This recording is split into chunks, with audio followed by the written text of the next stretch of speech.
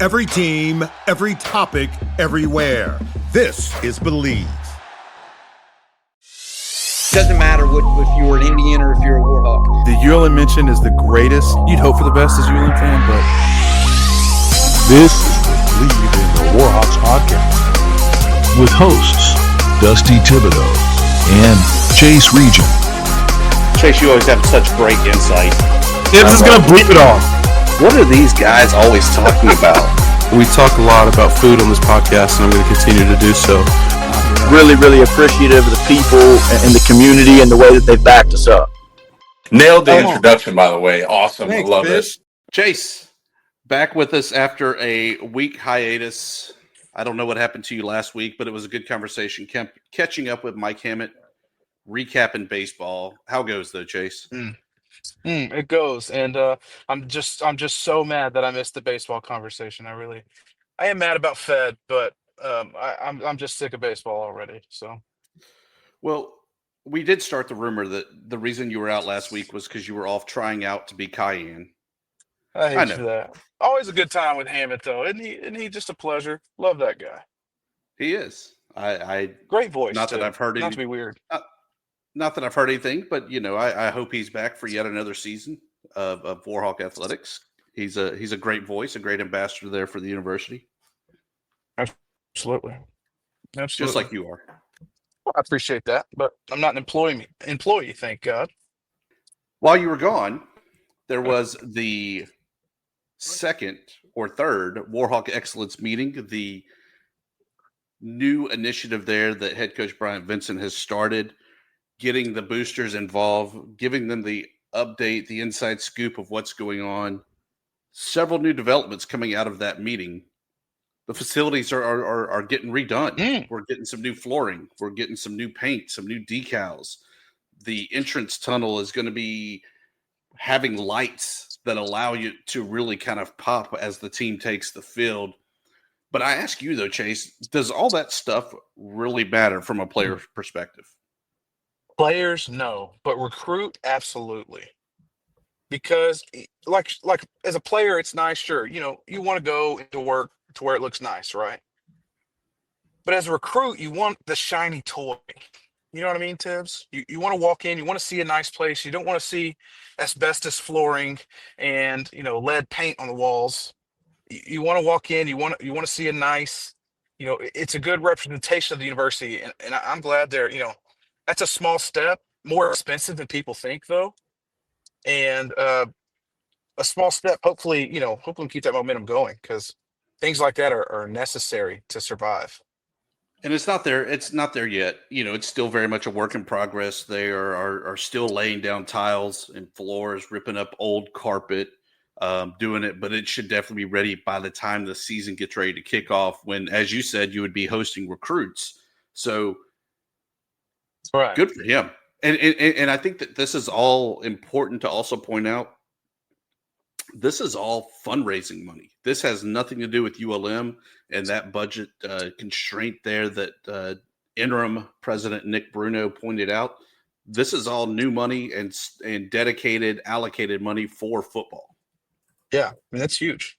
Well, and that's a strain on Vincent, though. I'm really glad he came in and knew he had to do that, right? He knew he had to be a fundraiser, a coach, and a player. I mean, he's got to do it all, right? But to actually, in my mind, he's one of the few that have actually been able to raise the funds to do it. I know some coaches have come in and they've done some of it themselves and they've worked here and there, but to raise that kind of money to do that is such a.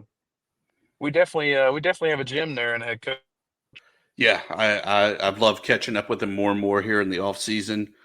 Another big thing that came out of the Warhawk Excellence meeting, though, we're getting some new lids. 2 new helmets, a black one with a matte finish, golden Louisiana outline on it. It looks slick. Maroon matte with I can only describe it as the Warhawk star, the circle with the silver star red outline of the star there. I love it. Yeah, the P40 kind of ish type stars that you're talking about that they have on, some of the jerseys and the hats. They got them on all the hats. Dude, love that. And when you think about stuff like that, that's for both recruits and players, right? I mean, what what high school kid in like 2012, 2013 didn't want to go to Oregon? Look better on the field. You represent your university best.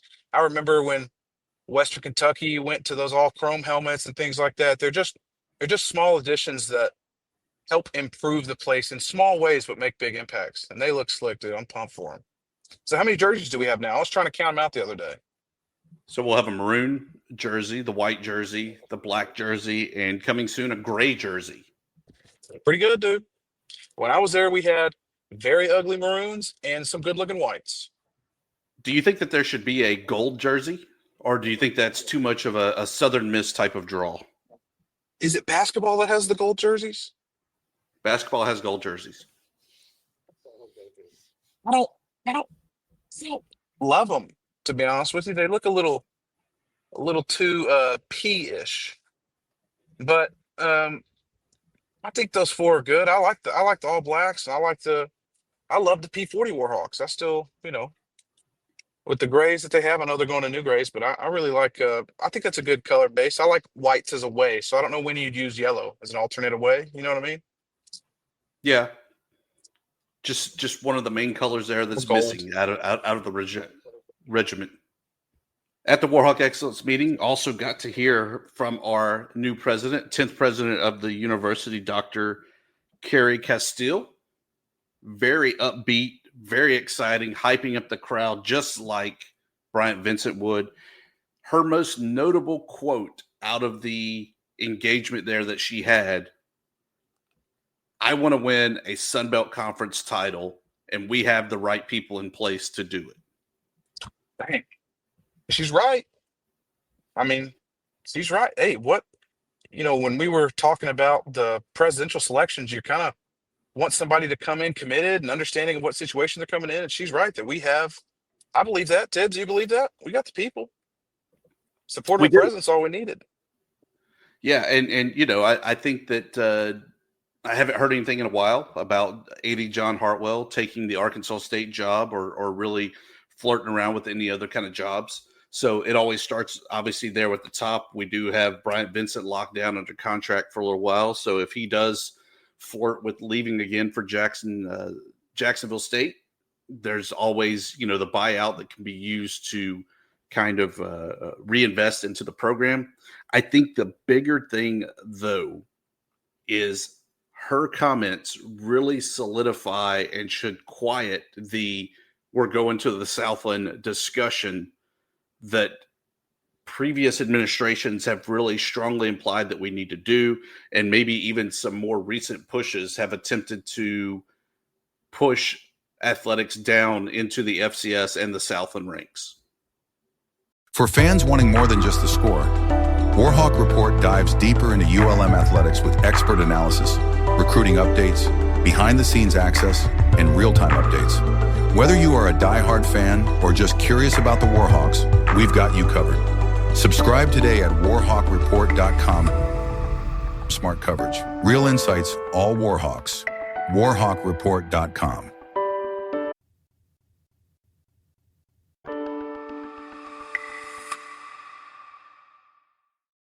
The answer isn't to go backwards. The answer is to figure out a way to push forwards. And I'm glad we got that starts with the president, goes down the AD. I hope John is I'm sure he's working his way in a great relationship with her. But you can't try to claw yourself back in the Southland and automatically expect to be competitive, expect to be better off financially and all those types of things. That's not how this works. You have to continue to push forward and push forward. And it sounds like we got the right person in, which is, hey, if you say the right things early, and I'm always a little hesitant because ULM's going to ULM, if you know what I mean, bud. But it's, we need to check back in 3 months and see what's happening. We check back at football season. I'm excited to get to meet her and kind of see where she can take us. I just hate that she graduated from, your alma mater. Don't you start this crap, dude. It is. And I want to make this clear. Look, I'm not knocking the Southland, right? I love the Southland. I grew up on the Southland. Going to the old Northeast, Northwest For sure. games is what made me want to become an Indian and go to NLU. Love McNeese. Love that Matt Viator's there again, getting another coach, another time to coach. I love it all, but it doesn't make sense. And here's the tip of the iceberg of why it doesn't make sense. We say, okay, Sunbelt, we want out. We're done. We're going to the Southland. The exit fees due within 90 days is $10 to $15 million. I did not know that. So you're already $10 to $15 million in the hole just by making that leap. Yeah, it makes more sense just to stop all athletics than to go there. Well, but we're going Southland, Chase. So let's just keep going down that path. Right. Okay. Then our money games. They average about $2 million per contest. Yes, you have to catch lightning in a bottle to be able to beat Alabama, to be able to beat Arkansas, to be able to beat whoever. But those paydays now, if the P5 is still willing to pay you, go from the $2 million to maybe $750,000. Yeah. So your budget gets smaller, right? What sense does that make? You're still going down. Media rights.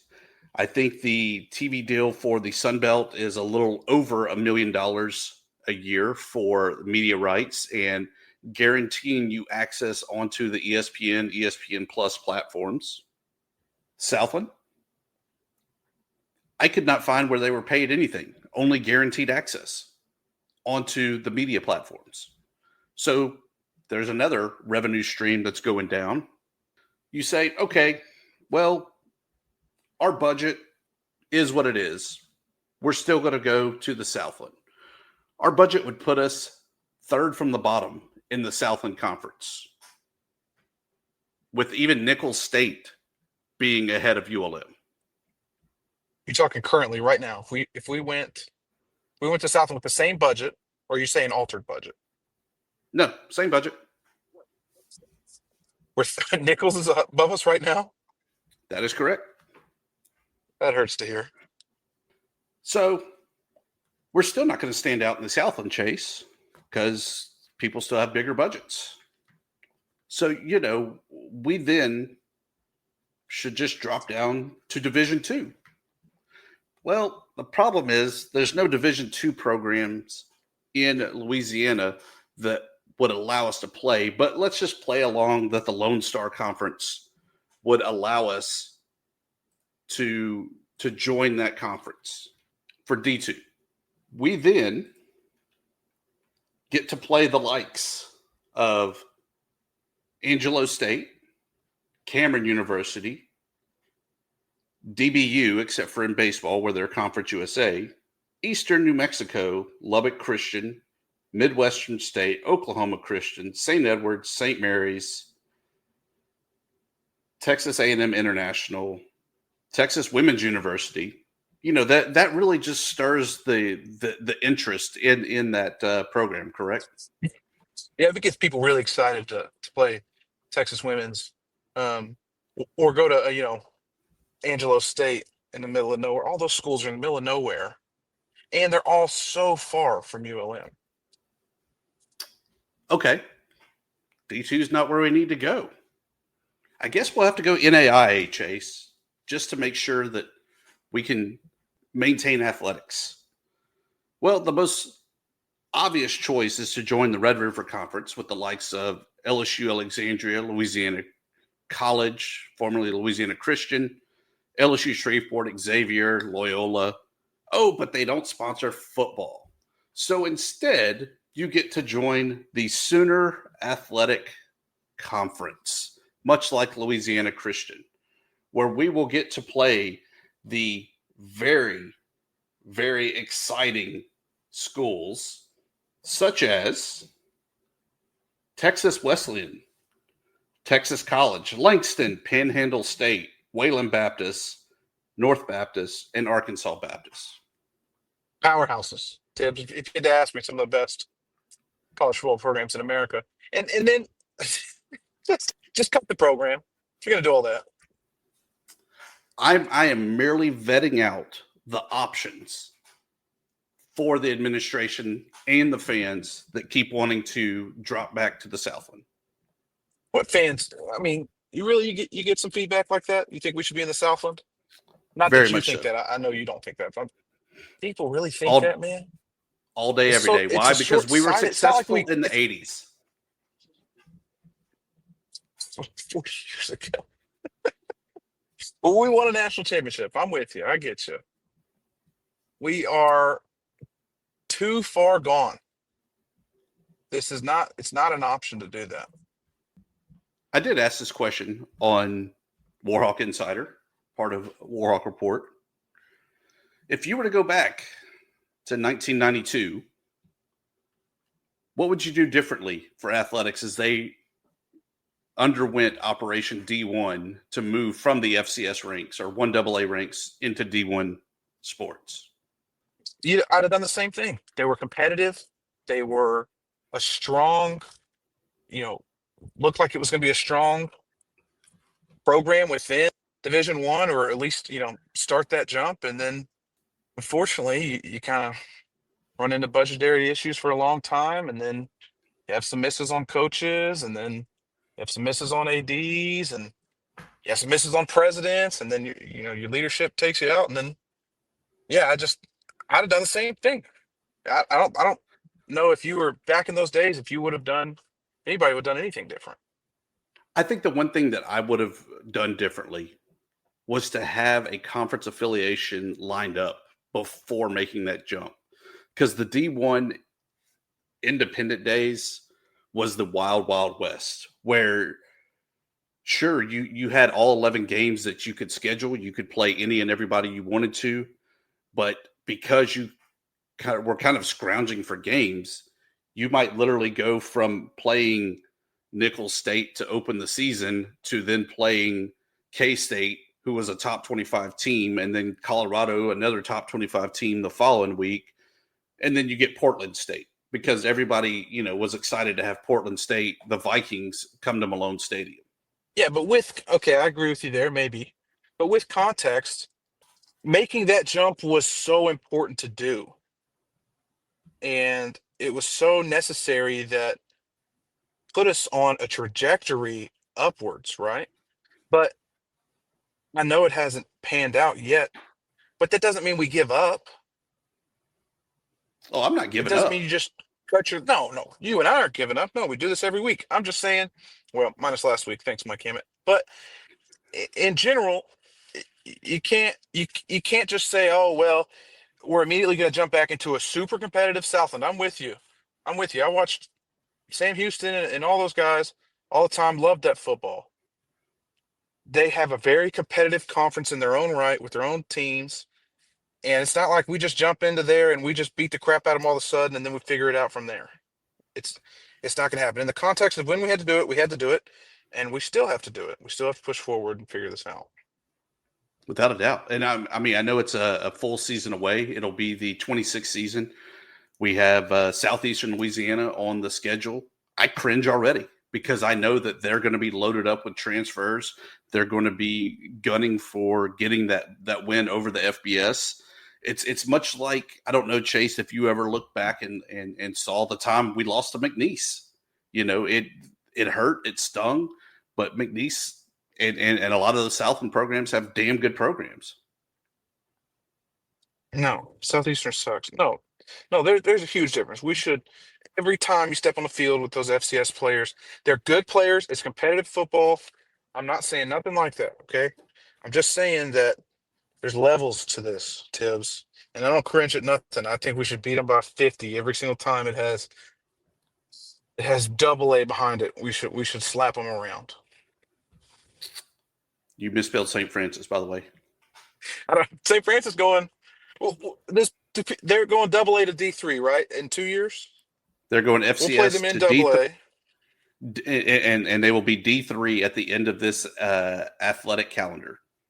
Is that what people want us to do here? I mean, that's not a that don't get you. I'm not getting my rocks off of that. You know what I mean? That's not a good saying to say there. But I'm not getting pumped up about going Division III. We'll go play Harding and those Arkansas schools. Is that what you want to do? Well, D3 would be Centenary, Millsaps, Belhaven. Wait, is Harding D2? Did I just do them dirty? I'm sorry. Yeah, you did. Well, it's a good school. It's a good school, I've heard. Centenary. Man, come on. That's tough.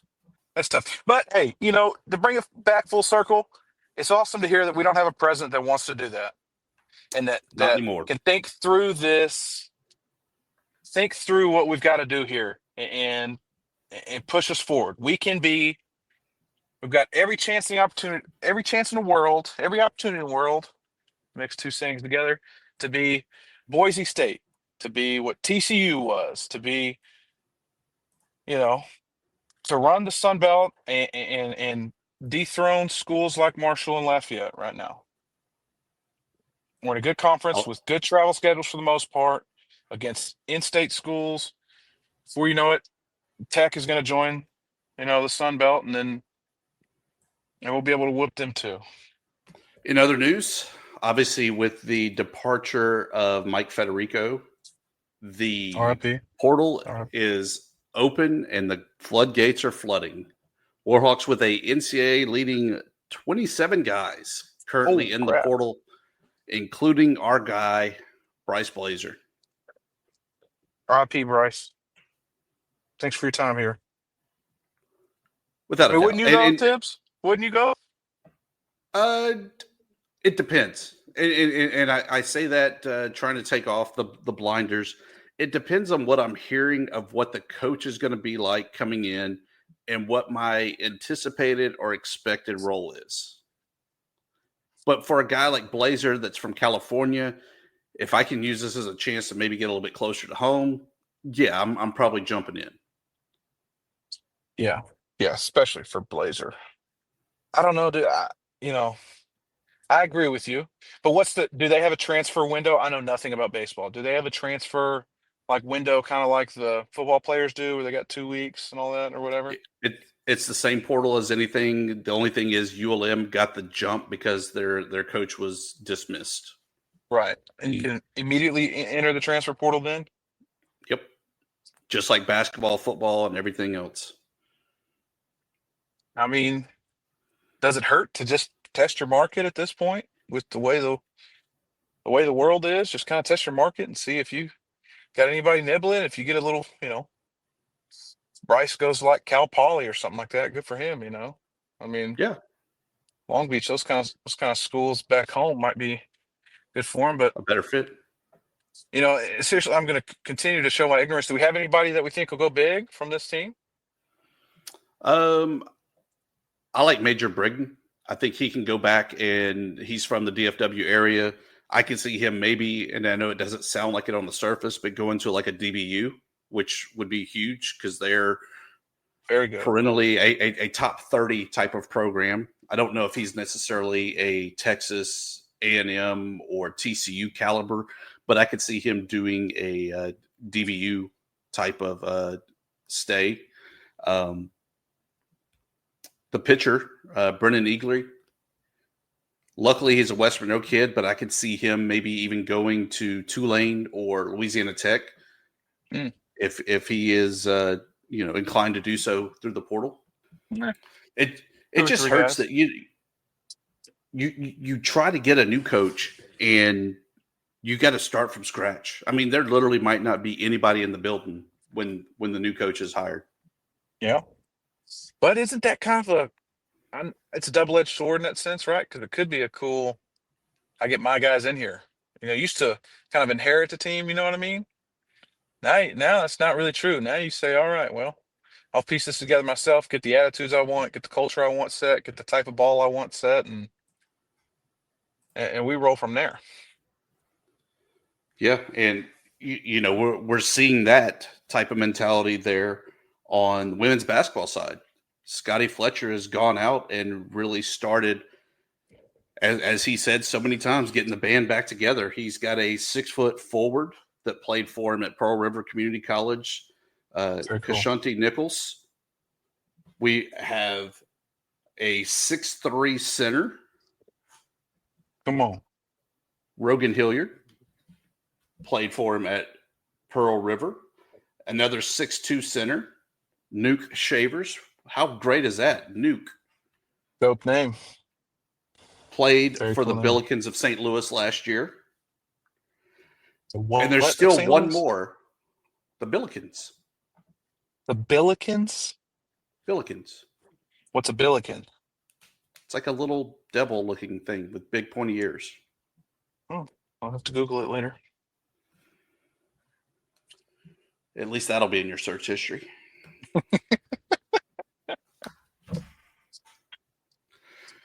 But no, I think that he's doing a great job there of rebuilding it, because he's kind of inheriting what baseball will inherit of the Bear cabinet. That there's just nobody. Not that, there's no talent. No, there's nobody on this roster. Yeah. No.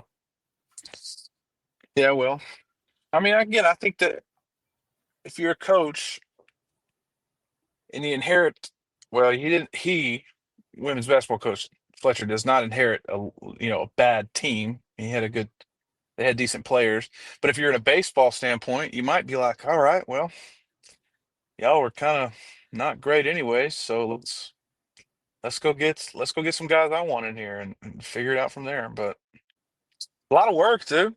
Could you think if you're Bryant Vincent? I'm always going to go back to football, but think you're Bryant Vincent, and that kind of happens to you, right?